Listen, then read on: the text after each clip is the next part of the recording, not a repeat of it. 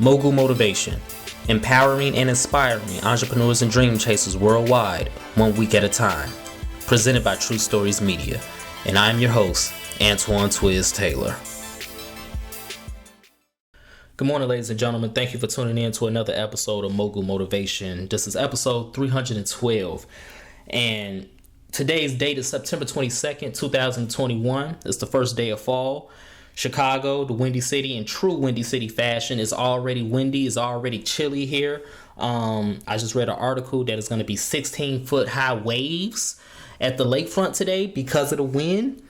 And, it's like, no matter what we do, we can't capture the wind. We can't chase the wind. We can't harness the wind like the way we really, really want to, right? Like if you want to go outside and try to grab a fistful of wind, you can't do that.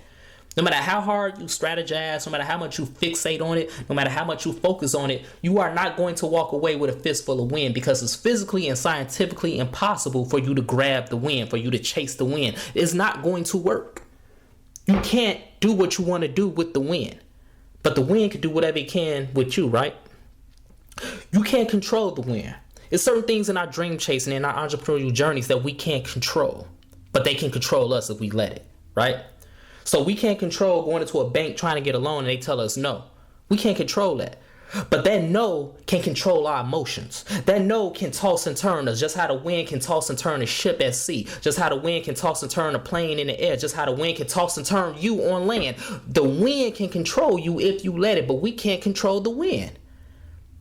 So only thing we can do is focus on the things we can control. If we can't control the wind, why do we fixate so much on it? Why do we strategize so much on it? Why do we plot so much on the wind? That don't even make sense, does it? But because we can't control it ultimately. We can only control what we can control, ladies and gentlemen. And here's the kicker.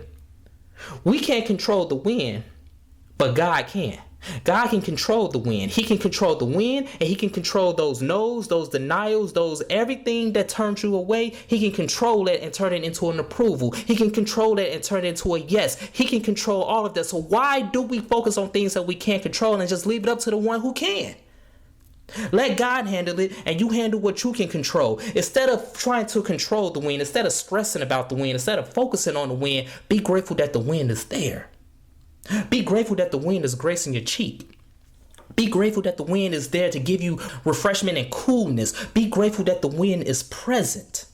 Be grateful that you are already building your business. Be grateful that you already made it this far and accomplished all of these milestones and things of that nature. Be grateful that you are already here. Be grateful that you already got money in the bank, in your bank account. Be grateful that you already have a car. Be grateful for the things you already have and stop stressing on the things that you want. Stop trying to chase the wind. Stop trying to grab the wind and allow the wind to just blow and run its course.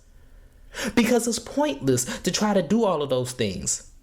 Let your faith control that, because your faith can control all of those things. And just how I said the wind can affect us on land, sea, and air, we can use the wind to our advantage, ladies and gentlemen. Just how a ship has a sail, just how a plane has wings, just how you can brace yourself on land, we can use the wind to our advantage. Allow your faith to do what faith does and allow it to blow through your life. Allow it to carry you to the finish line. There's a time and a place for everything. And maybe this season in your life, in your journey, and as you build your business, maybe this time is for you to chill, to coast.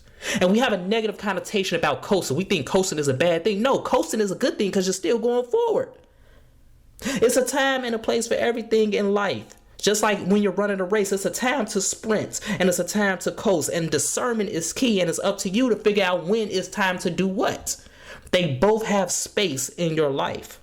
So don't think it's a bad thing to coast. Don't think it's a bad thing to just relax and let your faith, let God handle the rest. It's not a bad thing. It's actually the smartest thing to do. Because again, the more you strategize, the more you fixate, the more you plot on things that you can't control, the more frustrated you're going to be, the more drained you're going to become.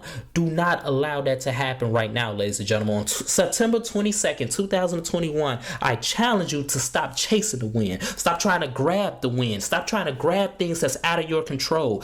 Don't do that. Just focus on the things that's in your control. Focus on the things that you can do and do those things well. And when you feel like it's time to chill, when you feel like it's time to coast, and let the wind carry you to the finish line. Stop fighting against it. Stop trying to do things that you are not made to do. We are not Superman. We are not Superwoman. We are human.